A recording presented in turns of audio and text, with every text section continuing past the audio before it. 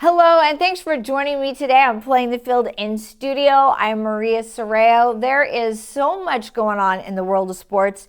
I don't really know where to begin, but let's just begin with the fact that it's past the All-Star break in baseball, and the reason we've got these helmets on the set is because, well, it's part of my set, but it's also training camp for the Cowboys, the Rams, the Chargers right here in Southern California, and you know that training camp season is my favorite season of the year, and we're going to get into it. But first, let's get into the big off-season moves the Chargers and the Rams have had. Now, for the Los Angeles Rams, you know the big story right now is Aaron Donald coming back, or is he not coming back? Now, it's been shown everywhere that he's been at the facility, he's been working out. But why would Aaron Donald want to unretire and come back to the Rams? Well, let me give you my take on that. Two things. He loves Myles Garrett. Myles Garrett is now a Ram. Can you imagine this defense with Aaron Donald and Myles Garrett, not to mention Trent McDuffie and all the other great defensive players that they have at the Rams? This could be historic if Aaron Donald comes back. Now, the Super Bowl will be at SoFi Stadium in February 14th. So girls, don't think your husbands are going to be doing anything on Valentine's Day except watching football. So just get ready for that now. Aaron wants to win another Super Bowl, and he wants to win it again at SoFi Stadium. It's crazy to think about it like that, but if you want my opinion, I think he's coming back. He's been hanging out with all of the players, the former players. I saw him at an event with Andrew Wentworth. They did the Ice Bucket Challenge together. I have a feeling that if he thinks he can do it one more time, he's going to give it a shot. And the Rams, of course, Sean McVay has said that if he wants to come back, he's coming back. So I would think maybe even by the time the show airs, we have to know something. There's been so much controversy. Will he come back for training camp? Will he come back after training camp? Will he play every game? Are they trying to work out a contract so that he doesn't play every game of the season? Will he go to Australia? So many questions we simply don't know the answers to, but you know what? It's going to be exciting. If he comes back during training camp, I got to tell you that every news stations too, from here to Tokyo, will be at practice to see Aaron Donald come back, including yours truly. So very exciting things in the works here. We're going to see what happens. And of course, the Myles Garrett signing was just huge because, you know, you've got the defensive player of the year, the offensive player of the year. It's crazy to think about that. And Matthew Stafford, of course, coming back again. It'll be his 18th season in football, and last year he was the best at his position. So a lot to think about with the Los Angeles Rams, and I will, of course, keep you posted. Now, everybody always asks, you know, what do the players do during the off season? Well, one thing they do is they do a lot of camps for kids, and I was with running back Kyron Williams, and we were at the facility, and he did a great camp for kids. So here is more from Kyron. Let's take a look. Literally. Tell me about the camp. Yeah. Today, this is what it's all about. You know, I just want to thank God for allowing me to even be in this position to, you know, be a person that these kids look up to. You know, this is what I've wanted my whole life. So this is what I'm only just doing what the Lord has, you know, allowed me to do. So today was one of those moments that, you know, I worked so hard for. This is one of those moments that, you know, it makes you sit back and realize, like, man, you're right where you need to be. When being out there on those kids, it's so free. The energy is just so abundant. It's just there. You have no option but to feel it. And with those kids today, it's just like, it just brings you back to like just when I was playing football in the street again, like a little kid, and just being able to see the smiles on their faces is what it's all about. I hope it means the world. I can only say that because I know what it felt like to me when I met Steven Jackson for the first time, and how it inspired me to believe in my dreams and know that one day I will be in the NFL. And so I told that story earlier on to those kids that, you know, being in the 5th grade and seeing Steven Jackson, I went home to my mom and I told her immediately I was going to be in the NFL. And so I just hope that, you know, when these kids see me, when I'm around these kids, that they're able to feel that inspiration as well. Lastly, they asked you some pretty tough questions. Yeah. I couldn't believe it. Yeah. There was one, little Kai. So Kai, he's always goes to my camps. He's always at the camps. And I can't exactly remember what he said, but he said, how did it feel about losing in the NFC Championship game in the locker room? But two, I just think that's another reason why you love these camps so much, because the innocence of these kids and just the freeness of they're able to ask those questions that most people probably wouldn't ask because they just know that it won't get a good response. But having those questions, having those response and dialogue with the kids, just shows them that you don't let bad times make you. You let bad times build you and bring you to places that you never thought you'd be. So I'm glad that he was able to ask that question, because I kind of just gave it to him perspective in a way that that just motivated me. It didn't do anything, it didn't make me sad, and it just motivated me to get better. And as you could see at the camp, Kyron had just as much fun as all of those kids did. It was a hoot. I love going to those camps. It's always so much fun. All right, let's go over to the Chargers. Now, the Los Angeles Chargers have been busy. They have a new offensive coordinator in Mike McDaniel, and there's a lot of talk about him being very connected with Justin Herbert. And listen, Justin Herbert has to get elevated this year. He's got the big contract, but he's never been able to win a playoff game. That has to change for the Chargers. So hopefully, as McDaniel works with him, we'll see something positive this year. But one of the big offseason moves that the Chargers did that I thought was fantastic was, because he's a leader in the locker room, is giving a 3-year extension to Derwin James. He is amazing. He's a great player. When Carlos and I were out at their mini camps, he was out there working with all of the rookies, with the veterans. He's just a leader in that clubhouse. 3 years, $75 million. You deserve every penny of that money because you work so hard. So I'm happy to see that he is back with the team, and it can't help but, help the Chargers, and they need it. We all are pulling for them, but again, they've got to elevate, and I think the only way to do that is to change some things up. And Coach Jim Harbaugh absolutely loves McDaniel, so I think that's going to be a great fit for them too. They're both kind of a little quirky as far as coaches go, but I think that's probably a good thing. So we'll see what happens. We will be out at Chargers training camp and Rams, so we will keep you posted. All right, I'm going to take a very quick break and be right back. You're watching Playing the Field. When you're driving and you need to use your phone, pull over, RPV. When drivers are distracted, driving can be dangerous. In 1 second, your whole life can change. Make the choice that will save your life and the life of someone else. If you need to make a call or send a text, pull over to a safe spot. You'll be glad you did. This public service announcement is brought to you by the Alameda Sheriff Station and RPV TV. We are back. The All-Star break is over for baseball. Why is it, though, that all Dodger fans panic all the time? Do you not remember that they're back-to-back World Series champs? And for the last 2 years, Dave Roberts, as far as I'm concerned, is the best manager in baseball, because everybody is always hurt, constantly injured. He's constantly juggling pitchers.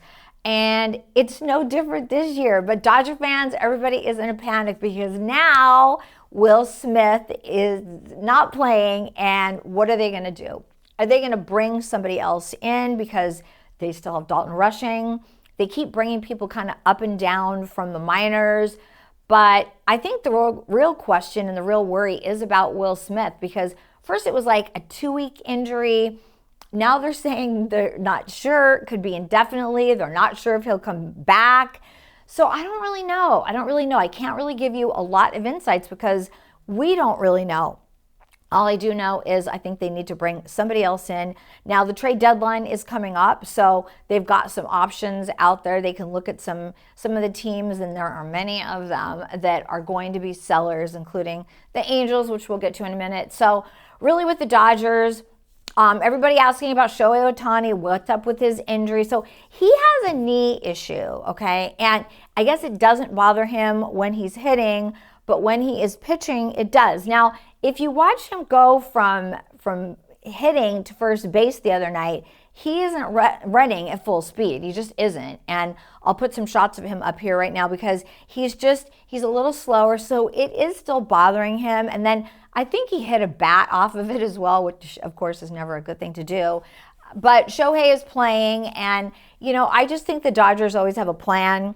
And I think one of the plans for players like Blake Snell and Glass now, and even Shohei, is to get them ready for the postseason. And think about that. That's another thing with Will Smith and some of these guys on the Dodgers. They have played how many more games every year for the last million years, plus all of the postseason games, the World Series games. Your body doesn't last forever in baseball. And this team, if you think about it, they're starting to age. I mean, most of the guys are in their 30s, late 20s and early 30s. So I don't know. I don't know. Is this their last hurrah? It could be. Of course, everybody wants to see the three-peat, except for Giant fans, and maybe Padre fans. They don't really want to see it either. Probably everybody in baseball, except for the Dodger fans, I guess. We don't know that yet, but they're still leading the division by I can't even believe how many games they're leading the division by, because there was a point when the Padres were one game over the Dodgers. It seems like it was an eon ago now. But the Dodgers just kept playing and the Padres kept going in the other direction. I don't know what's going to happen with them. We're hearing they could be sellers as well. We know the Mets are going to be sellers. There's going to be so many teams that are already out of it. So we'll see what happens. We'll see what Andrew Friedman does at the Dodgers, and we'll go from there. But I had a chance to talk about one of the brightest pitchers in all of baseball, who was a huge surprise this year, in Justin Robleski. So let's take a look at my one-on-one with Justin. All right, well, thank you for spending some time with us today, Justin. Interesting in reading about you and talking about your minor league career. What kind of things do you work on as a minor league player to move up and get a little bit better? Yeah, I mean, I'd say, first and foremost, I think the Dodgers do a great job in kind of, again, helping you understand what makes you who you are and kind of why they value you and why you are good and kind of things like that. And I think that's kind of step one, is understanding what makes you good. And then on top of that, I think it's just a matter of you need innings. So me, I didn't pitch a ton in college. So in pro ball, it was a good opportunity for me to finally just get innings and learn how to pitch a little bit more and learn how to, just play with the arsenal and figure out what works for me and what doesn't. I think that's kind of the big thing for me in the minor leagues, is just kind of learning who I was, and that's the major, I guess, thing you need to learn down there. Is a lot of it repetition as well, and then just mechanics, how you do things? Yeah, I'd say a lot of it's just doing it every day, figuring out, again, what works, and then, just kind of, once you figure that out, just kind of hammering that, until hopefully you get to the big leagues.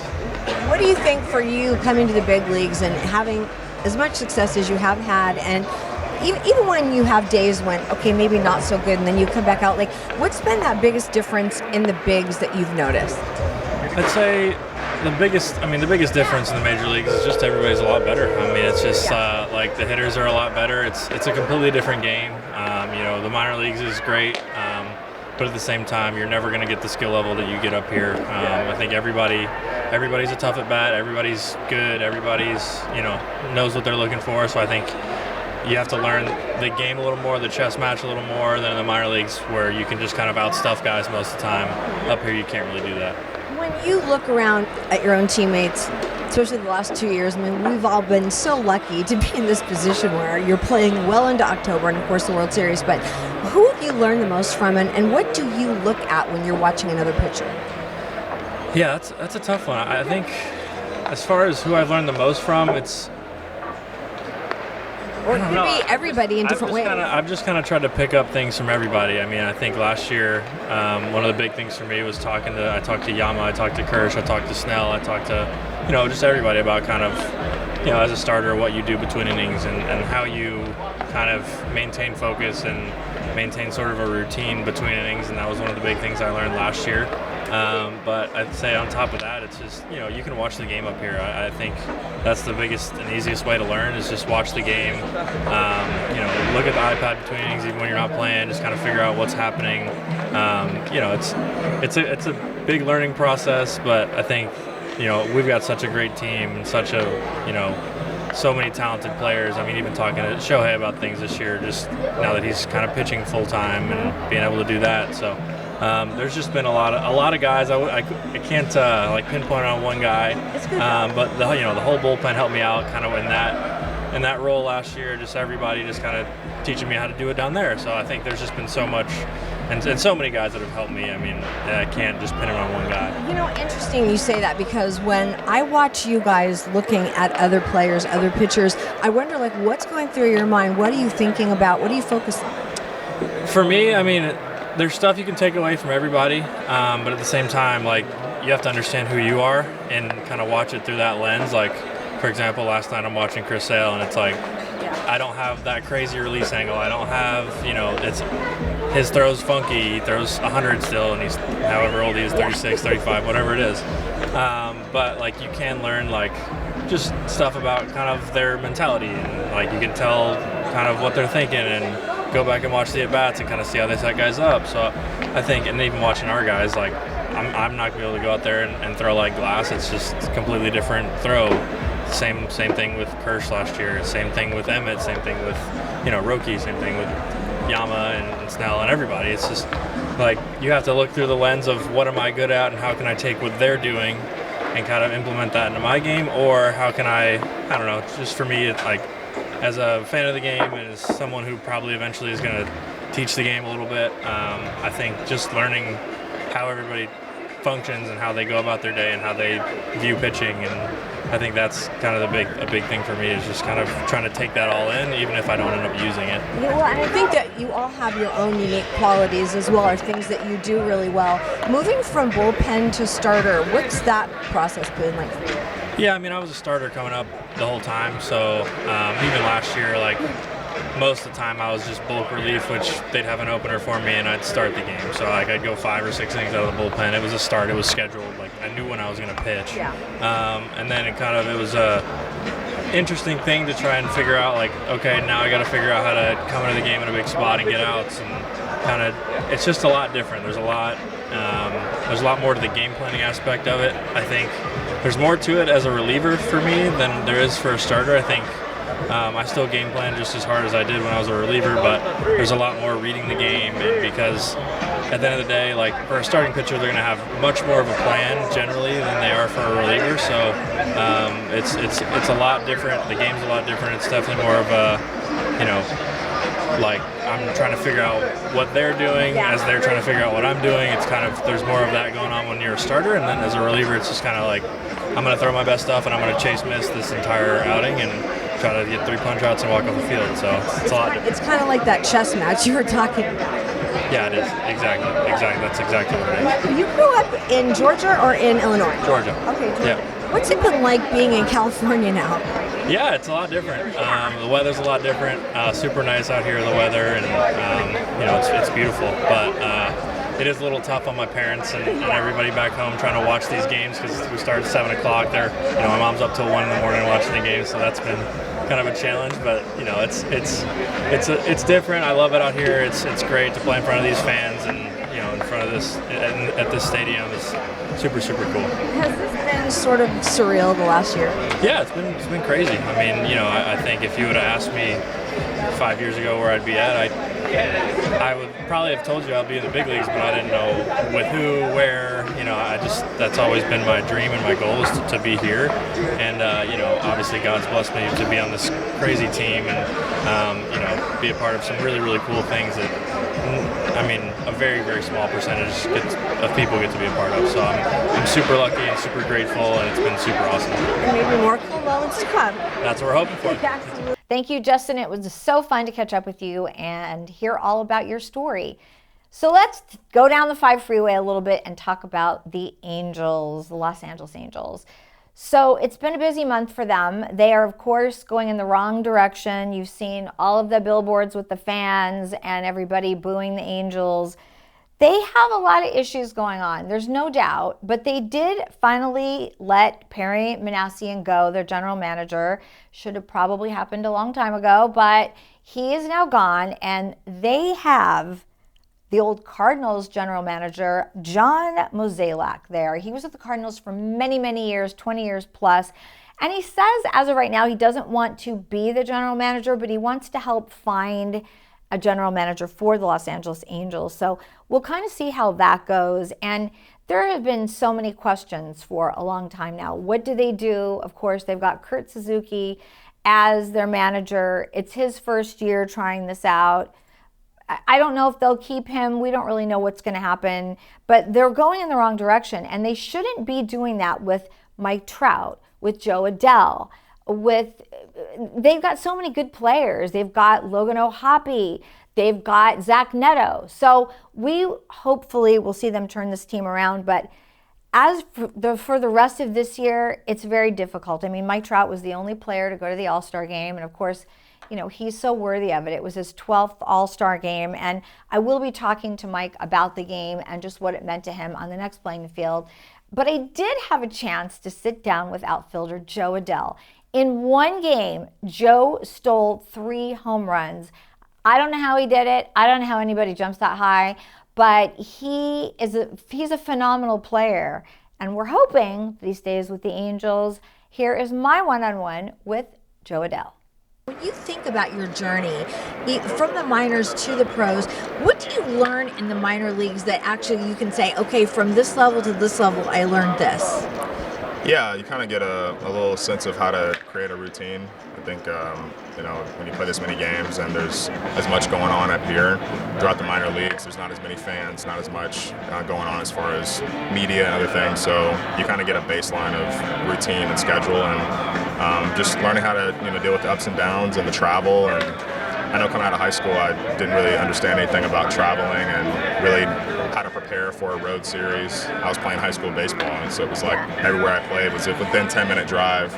So definitely a big learning curve. But once you develop that routine and you develop, kind of the discipline to come out and know how to compete every day and how to take care of your body, it's definitely a full-time job. What's the biggest difference between playing in high school or college versus playing in the minors? Yeah, obviously, for me, I can only really speak from the high school perspective, but I would probably say just really just the gauntlet of the everyday. Right. It's one thing to come out and play a couple of games a week, like you did when you were younger, and to come out every day here and play, 162-game schedule and travel as much as we do and be within 2 or 3 cities in a week is different. And it definitely takes some maturing and some growth, and you have to learn how to deal with that, but definitely probably say that. So speaking of that, our good friend Tori Hunter, I had a chance to talk to Tori about you, and I did not know that you guys have known each other for a very long time. Yeah, so Tori actually scouted me in high school. I think he actually scouted me when maybe it might have been my junior year. I think I was still pitching actually at the time when he actually scouted me. Him and LaTroy Hawkins were really good buddies, and I think LaTroy had come and watched me pitch at a couple of games in high school. But and then full circle moment, I get drafted by the Angels. I'm drafted obviously as an outfielder, and I played minor league baseball with Tori Jr. So I got to come up through the minor leagues with him, and so me and Tori had known each other for a while. And obviously with him passing in high school, when he had come to some games, and then when I got to play with his son, and obviously now him coming in and being with us during the year. So really, really cool. When you think back to meeting him and just him giving you some advice along the way, what did he tell you? Yeah, he's a big component of just routine and committing to who you are in a process. But he's way more than just baseball advice. Yeah. He's definitely someone who you reach out to about life things, about how to invest your money. He's someone who's really, really smart with how to work his money and what he's done with his investments. And I know he has some restaurants now down in Dallas that he's working barbecue, I believe. But just all around, just great guy, convicted in what he does, and definitely someone that every time he's in the clubhouse, guys can't wait to pick his brain and just talk to him about anything. There's something about his smile. It just reflects to everybody, I think. Yeah, it's unbelievable. He's one of a kind for sure. I asked him when he sees you now, like what he's seen differently, especially this season, and he said that much more patient at the plate, and really just he saw a lot of maturity in you this year. For you, do you notice that, or is it just a gradual change? Yeah, it's just it's a process of just understanding what's going on and trying to get better, and really recognizing who you are too. I think trying to come out here, and when you play at this level, there's what I lack, my teammates are here to pick me up, and so recognizing what that is. I think when I first got to the big leagues, I wanted to be everything, and that's not really the reality. Everybody has their superpowers and their skill sets out here, and so what I can't do and what I don't do well, there's other guys that are here to do that job for me and help me, at that aspect. Not that I'm not trying to get better in those aspects, but recognizing what I bring every day to the field is good enough to compete every night, and so that's kind of the realization. Okay, so 3 home runs in one game that you stole. Is there a good nickname for you yet? I don't know. I think they're still working on it. I'm not really sure, but what are the odds? It's like Deep Threat Adele. Do we like that? Hey, that's a good one right there. Like That's a good one. Yeah, that's a good one. You know what? I was here that night, and it was so amazing because, first of all, how you guys can jump that high, I'll never understand. But I mean, just your skill set out there is unbelievable. It was pretty crazy night, and then really to go into Cleveland and do it again, it was like what is going on? But it's like you have springs in your shoes or something, right? I know, and it's wild because what are the odds that you actually get the chance to be close enough to be able to have the opportunity to do that, let alone do it in the same game? And so it's a really crazy moment, and when you look back on it, I'm obviously out there competing, but to hear back from everybody about their experience, that those that were at the game and those that watched it, it definitely meant a lot more from the outside, looking in, watching the game, and being able to see people's reactions on it. Did you ever want to try your hand at pitching in the bigs or what?